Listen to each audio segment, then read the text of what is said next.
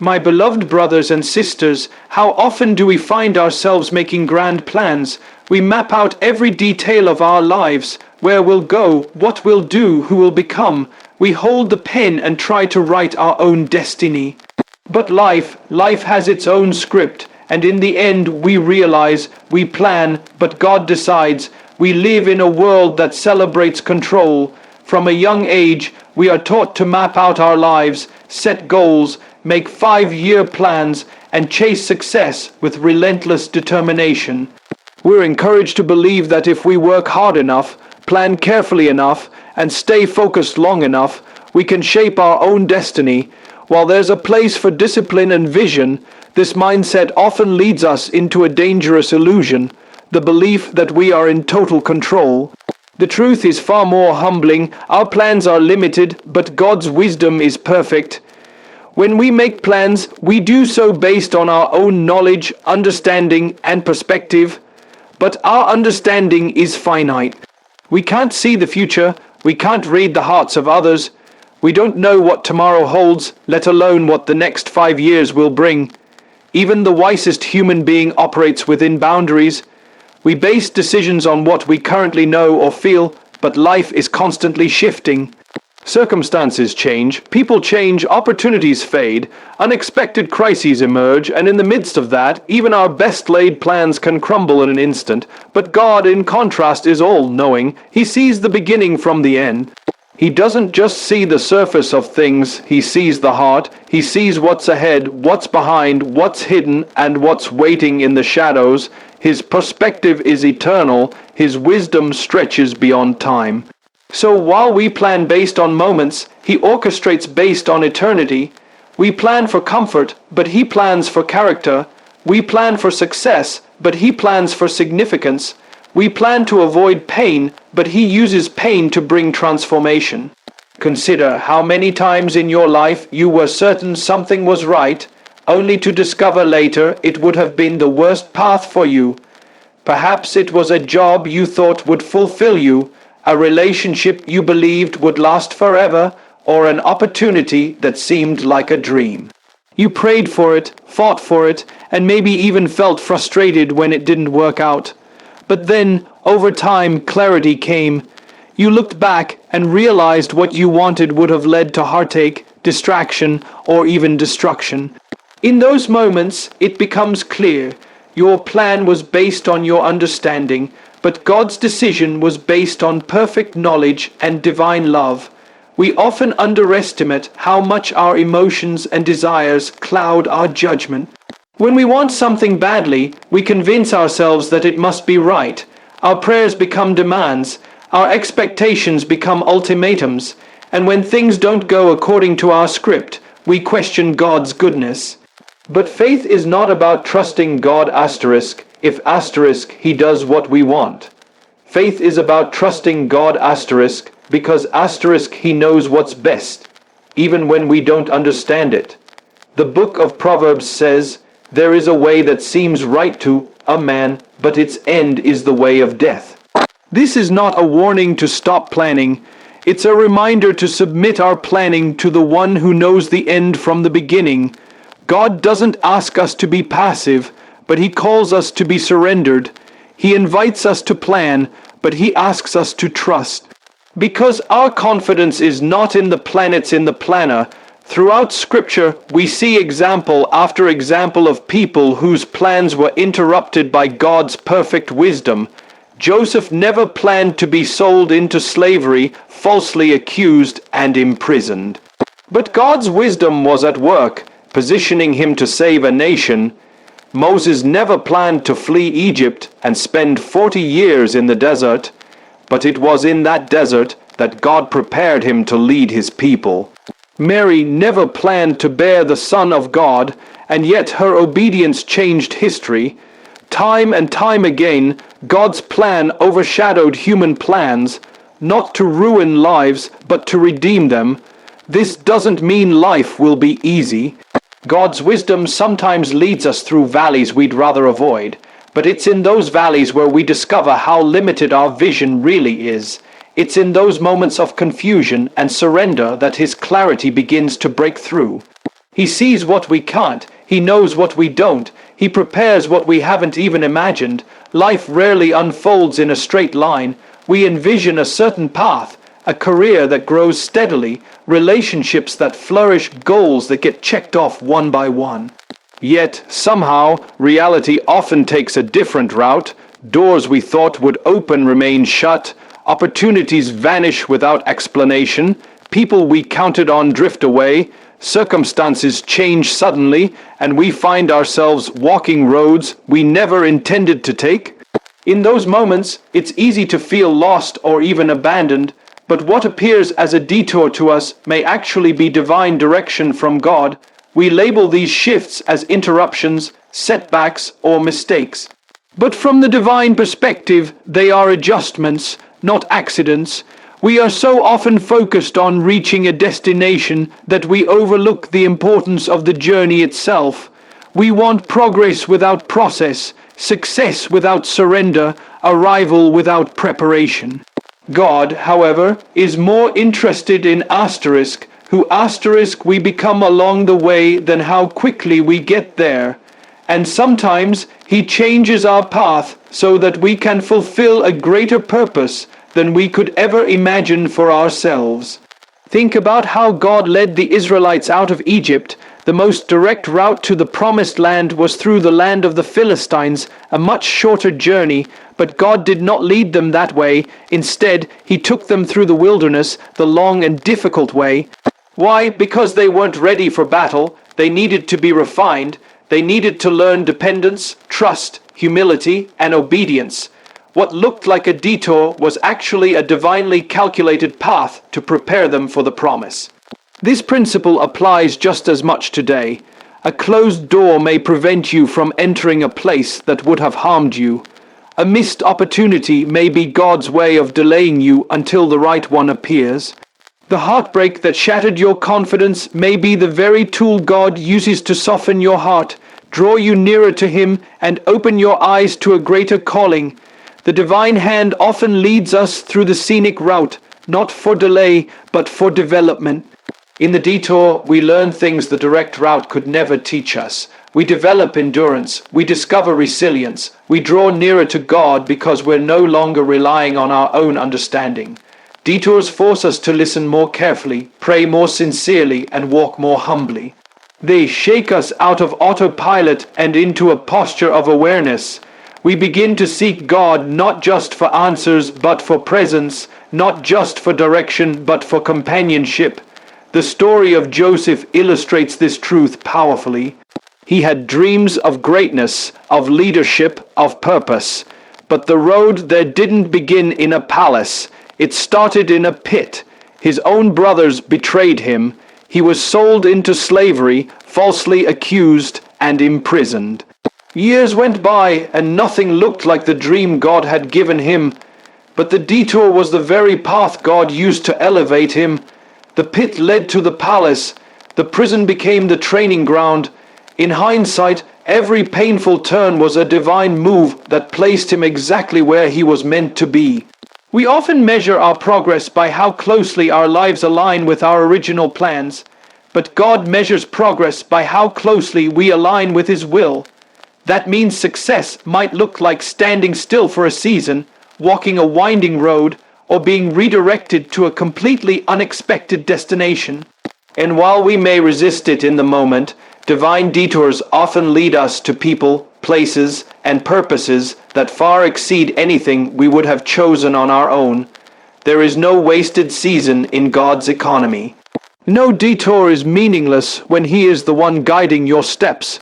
Even when you feel disoriented, even when you can't see where you're going, even when it feels like everything is falling apart, God is still at work. He is not surprised, He is not confused, and He is certainly not absent. What looks like a setback may be a setup. What seems like a delay may be divine protection. What feels like the wrong way may be the only way to prepare you for what's ahead. We often come before God with our hearts full of desire and our minds full of plans. We pray for things we deeply long for: opportunities, relationships, breakthroughs, and healing. We bring our petitions with sincerity, hope, and sometimes desperation.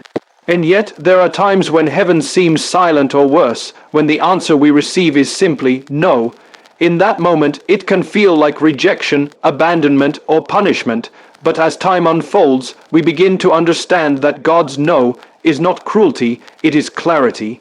It is not denial, it is divine wisdom. It is not the end of hope, it is the redirection of it. God's no is often a higher yes. When we ask something of God, we do so with limited understanding. We see what's in front of us. We're driven by emotion, by longing, by what seems right to us. We interpret the yes we want as the best possible outcome, but God sees beyond the surface. He sees the long-term impact, the hidden consequences, and the condition of our hearts. While we may see a blessing, He may see a burden.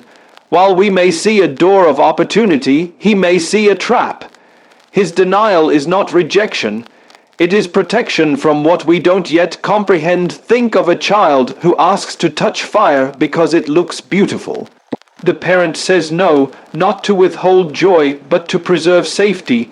Likewise, when God says no, it may be because the thing we desire would ultimately harm us, derail us, or take us further from Him. His no is not to break our spirit, but to build our faith. It teaches us to trust not in outcomes, but in the one who holds the outcomes. It reminds us that God is not a vending machine for our wishes, but a loving Father who sees the full picture. In the Garden of Gethsemane, even Jesus, the Son of God, prayed, "Father, if it be possible, let this cup pass from me." He was facing the agony of the cross, and his human nature cried out for another way. Yet the answer was no, and not because the Father was absent, but because a greater yes was hidden in that moment. The no to deliverance was a yes to the redemption of all humanity. That one divine denial became the doorway to eternal salvation. There are countless stories throughout Scripture where God's no paved the way for something greater. David was not permitted to build the temple, even though his desire was noble, but that no made way for Solomon to fulfill that destiny in God's timing. Paul begged God to remove the thorn in his flesh, but the answer was no.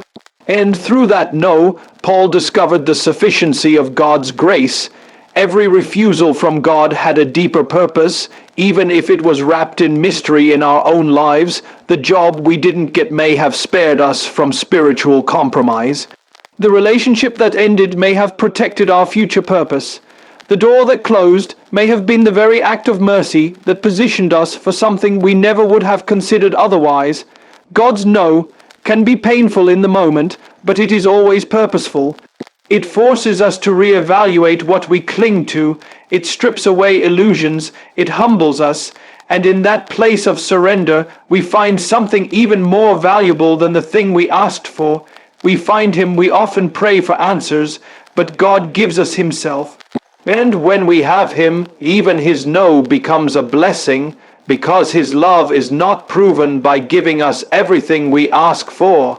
It is proven by giving us only what leads us to life, truth, and eternity.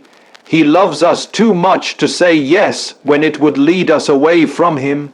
He is not slow to answer, nor is He careless with our desires. Every prayer we utter is heard. Every tear is seen, but His answers are filtered through infinite wisdom and perfect timing. What we perceive as divine resistance is often divine redirection. His no is an invitation to trust deeper, to wait longer, to see clearer. It's a test of whether we want God's will or simply His blessings. It's a call to walk by faith, not by sight.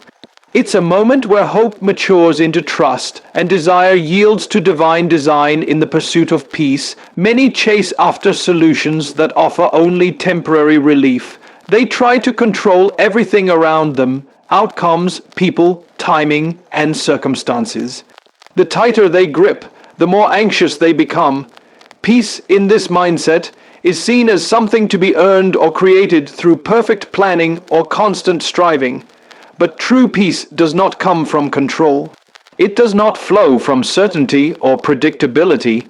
Real, lasting peace is born in the act of surrender, is not a sign of weakness.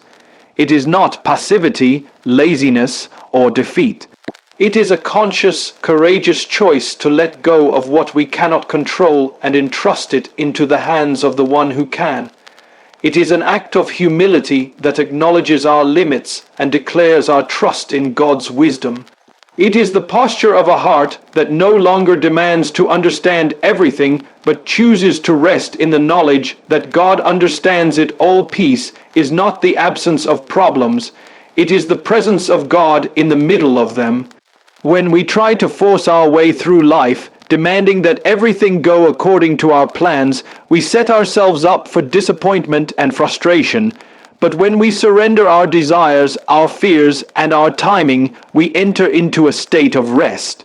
It is not a rest from activity, but a rest from anxiety. It is a quiet confidence that whispers, God is in control, even if I am not. Jesus himself modeled this surrender in the most painful of moments. In the Garden of Gethsemane, with the weight of the cross looming, he prayed, "Not my will, but yours be done." This was not resignation, it was trust. It was a declaration that the Father's will, though difficult, was ultimately good. And through that surrender came the greatest victory in history. Peace was not found in avoiding the cross, but in submitting to the purpose behind it. Many people think surrender will cost them peace. They believe that letting go of control will leave them vulnerable, exposed, and unprotected. But it is the opposite. The moment we surrender, we lay down the burdens we were never meant to carry. We stop wrestling with what only God can change. We stop replaying what we cannot fix. We stop fearing what lies ahead.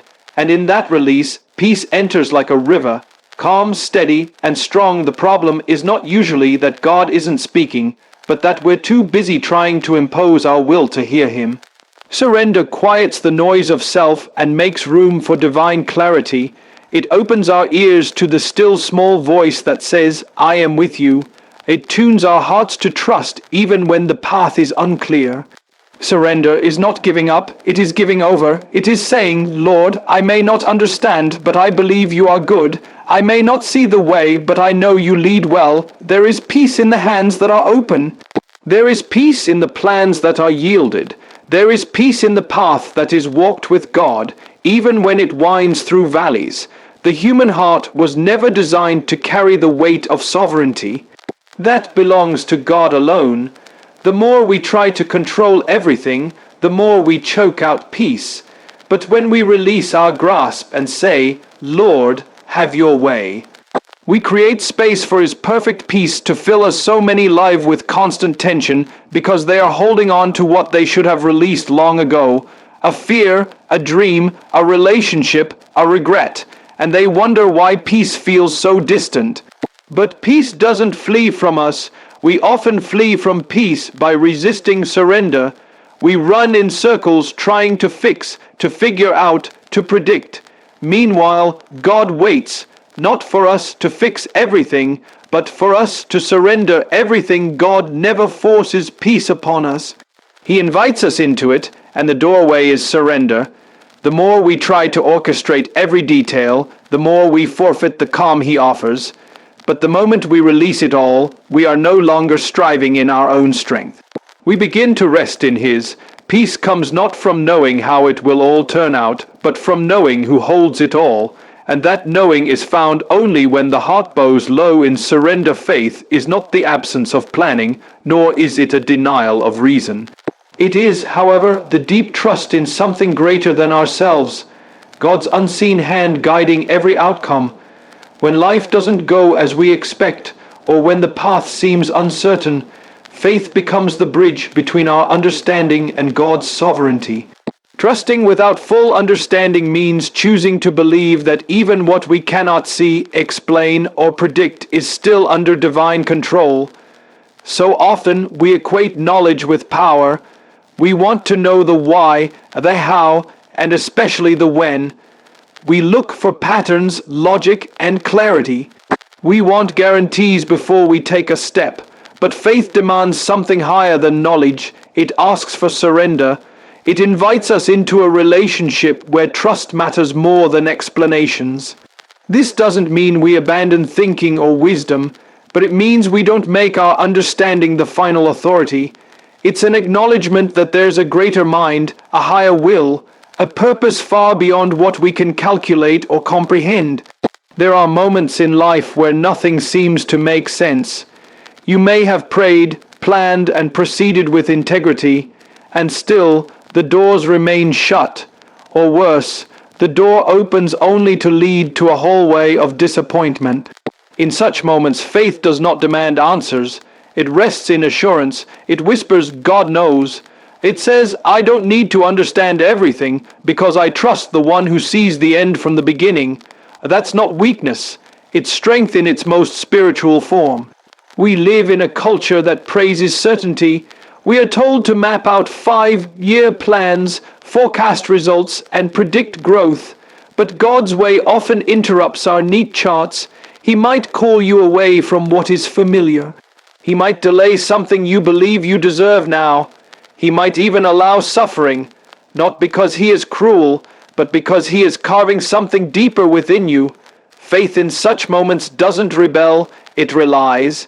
It doesn't panic when things fall apart. Instead, it leans into grace, knowing that God's plan doesn't require our full understanding to be perfect. Faith teaches us patience. It stretches our hearts to wait when we'd rather rush. It allows us to walk forward even when the road is foggy. Sometimes God shows us just one step at a time, and while our minds scream for more visibility, our hearts, strengthened by faith, say, this is enough. That kind of trust creates a life of peace even in chaos. It doesn't remove all questions, but it silences the anxiety behind them. Even the strongest believers have moments of doubt. That's natural. Faith isn't the absence of doubt. It's the courage to move through it. It's standing on God's promises when your circumstances scream otherwise. It's the inner knowing that though the storm rages outside, your soul is anchored. That anchor is not logic, not prediction, not personal control. It is the quiet, unshakable belief that God is with you, for you, and ahead of you. We may not always get clarity, but we are always offered comfort.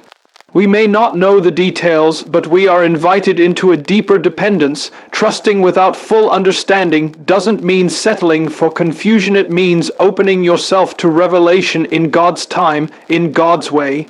When we make plans, set goals, or chase dreams, we naturally expect certain outcomes. We invest our time, effort, resources, and hope into a result we believe is best.